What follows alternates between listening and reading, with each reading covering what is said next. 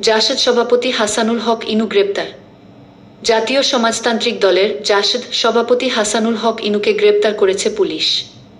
আজ সোমবার বিকেলে রাজধানীর উত্তরা এলাকা থেকে তাকে গ্রেপ্তার করা হয়েছে বলে নিশ্চিত করেছে পুলিশ। হাসানুল হক ইনুকে মিন্টো রোডে গোয়েন্দা পুলিশের ডিবি কার্যালয়ে নেওয়া হয়েছে। আওয়ামী লীগের নেতৃত্বাধীন এক 4 দলীয় জোটের অন্যতম শরিক দল জাসদ সভাপতি হাসানুল হক ইনু বিগত আওয়ামী লীগ সরকারে তথ্যমন্ত্রীর দায়িত্ব পালন করেন।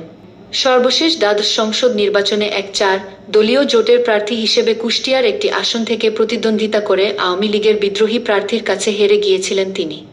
ছাত্র জনতার আন্দোলনের মুখে 5 আগস্ট শেখ হাসিনা সরকারের পতনের পর আওয়ামী লীগ ও দলটির সহযোগী সংগঠনের নেতা কর্মীরা আত্মগোপনে চলে গেছেন।